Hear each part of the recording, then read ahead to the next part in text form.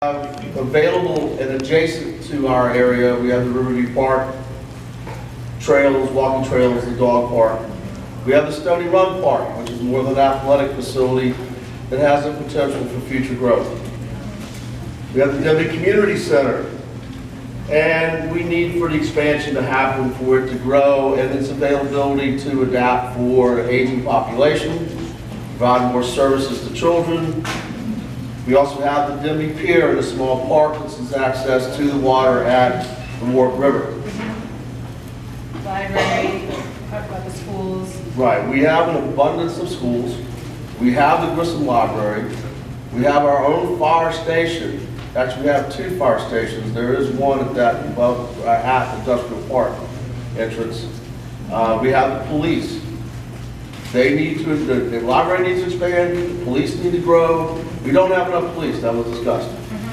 So, yeah, we talked about as far as schools go, there's a lot of parent involvement, which I think is really, correct.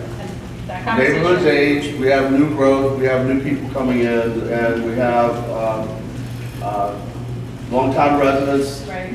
And then this is kind of interesting, the comment about, I think, McIntosh Elementary, because one of the topics under our group was cultural and education. So, you know, talking about the existing programming that's there is pretty interesting. And the neighborhood watch groups and the next door app came up a lot. Right. So, there is an app out here from next door, but it is not police reportable. They do not monitor it. But it is something for the community to be aware of issues that are happening in their community.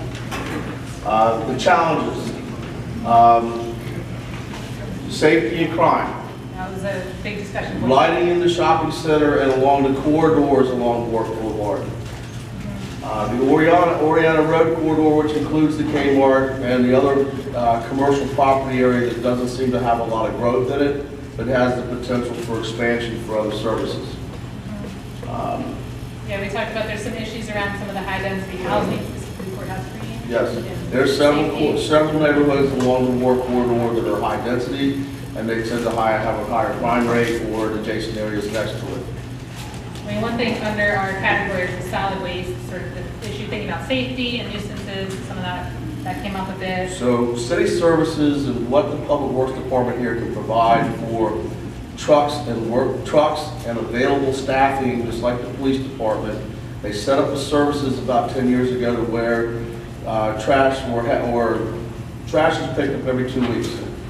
And that was an issue that came up on our codes compliance issue. Lack of sidewalks. There are area corridors within the neighborhoods that in our areas that do not have sidewalks. I thought the homeless issues already handling safety. Homeless. There are a couple support organizations, and the homeless have gravitated towards them. It's one of these things about looking how they grow a service or a service area corridor for those people in need of those services to go to that would take them out of the neighborhoods they're currently in. Yeah, and I think some of the other key ones were interesting visibility issues. Some just sort of thinking about maintenance of some of the green spaces that are out there and the sidewalks. Need for beautification came up a lot. Beautification. How do we treat the Warwick corridor, signage, entrance into our neighborhoods?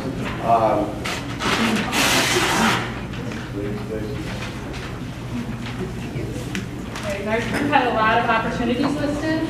So think about activities for kids, the community center, how that could be expanded. Community green space. Community green spaces. How do we beautify, how do we adapt green spaces to our neighborhoods and the existing corridors? Better use of the schools. How would we use the schools in our neighborhoods in other activities, just like we met here tonight? So what other activities could be used for kids in our neighborhoods to come to the schools that they can do other activities, or even adults? We got a whole list of volunteers from our group who are excited to help out with implementation of the plan and projects in the future. So that's good to know. We discussed the city council holding town hall meetings in our district. Amen. Now, having been a part of Sharon Scott's town hall meetings for years now, I'm not participating, but I should, because this is what she did. This is what the entire council needs to do periodically, go around the city, and they should be here. That's my words, not theirs. So. Where is she here tonight? I mean, is she Did you? I'm sorry, I can't go there, but that's. I didn't see you. Yes. And if I may, we did not acknowledge Councilman Harris is here tonight in the back.